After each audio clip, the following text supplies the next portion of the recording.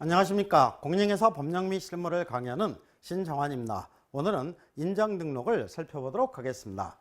이 인장 등록도 내용은 쉬운데 매 시험마다 한 문제씩 출제가 되는 부분이니까 잘 정리해서 알아두시면 쉽게 정답을 찾을 수 있을 겁니다. 먼저 인장을 등록해야 되는 시기, 인장 등록에서 문제가 나올 때 항상 한 지문은 인장을 등록해야 되는 시기, 여기서 이제 지문이 만들어지게 됩니다. 인장을 등록해야 되는 시기는 업무 개시 전입니다. 업무 개시 전까지 등록을 해야 되는데 중개사무소 개설 등록 신청이나 고용인 고용신고 시에 인장 등록 같이 할 수 있다. 고용인 고용신고와 이 중개사무소 개설 등록 신청 시에 인장 등록 같이 할 수 있다. 이렇게 이제 규정을 하게 되고, 또한 인장 등록은 전자문서로도 할 수 있다. 이렇게 이제 그 규정을 하게 됩니다. 그러면 어떤 인장을 어디에 등록을 해야 되느냐? 법인인계업공에서는 주된 사무소에서는 상업등기규칙에서 신고한 법인의 인장을 등록을 해야 됩니다. 법인의 인장이니까 이게 대표제 인장 이렇게 가면 X가 되겠죠. 분사무소에서는 상업등기규칙에서 대표자가 보증하는 인장을 등록할 수 있다. 그러니까 이 분사무소는 주된 사무소와 마찬가지로 상업등기규칙에서 신고한 법인의 인장을 등록해도 되고, 도장 하나를 두 군데에서 등록해서 사용하는 게 불편하면은 상업등기규칙에서 대표자가 보증하는 인장을 등록해서 사용해도 된다는 얘기입니다. 그러니까 분사무소에서 등록할 수 있는 인장은 요거 둘 중에 하나가 되는 거죠. 주된 사무소는 상업등기규칙에서 신고한 법인의 인장을 등록을 해야 되고, 그러니까 여기서 이제 그 인장 등록에서 문제가 만들어질 때 가장 어렵게 문제가 만들어지는 방식은 두 개를 이렇게 X자로 바꾸는 거겠죠. 주된 사무소는 상업등기규칙에서 대표자가 보증하는 인장을 등록할 수 있다. 이렇게 하면 X가 되는 겁니다. 상업등기규칙에서 신고한 법인의 인장, 법인인감을 등록을 해야 됩니다. 그 다음에 이제 개인인계업공회사와 소속공회사는 여기 뭐 쭉 나오게 됩니다. 가족관계 등록부 주민표상 성명이 나타난 인장으로서 성명이 꼭 나타나야 됩니다. 성명이 나타난 인장으로서 가로 세로 각각 7mm 이상 30mm 이내의 인장을 등록을 해야 됩니다. 등록해야 되는 장소는 당연히 등록관청이 되겠죠. 주된 사무소는 주된 사무소 등록관청, 분사무소는 어디다 등록한다? 주된 사무소 등록관청에 등록을 한다. 그러니까 분사무소는 주된 사무소 등록관청에 인장을 등록을 해야 된다. 그러면 이거를 분사무소 등록관청에 등록을 해야 된다. 이렇게 해서 틀린 지문이 만들어지겠죠. 그러니까 이제 분사무소의 모든 법률 관계는 이제 전부 다 주된 사무소를 기준으로 해서 이루어지게 되는 겁니다.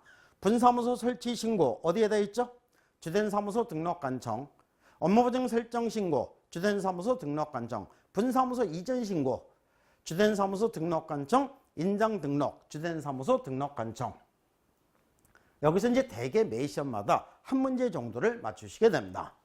그 다음에 개인인계업공에서는 당연히 등록관청에 등록을 해야 되고, 소속공에서는 종업원이니까는 사장님 쫓아가는 거죠. 그래서 개업공회사 등록관청에 등록을 하게 됩니다.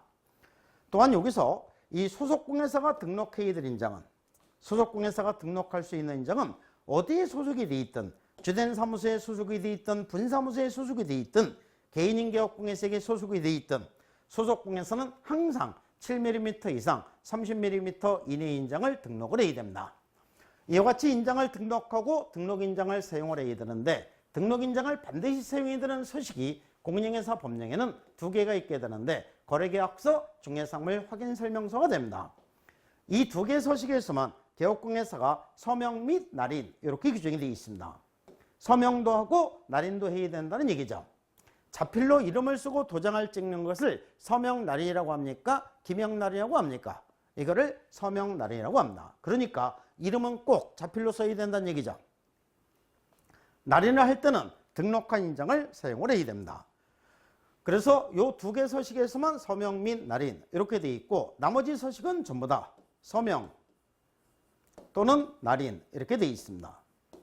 서명을 하든 날인을 하든 둘 중에 한 가지만 하면 된다는 얘기죠. 나머지 서식이라고 했을 때 시험에 나오는 서식은 딱 두 개밖에 없습니다.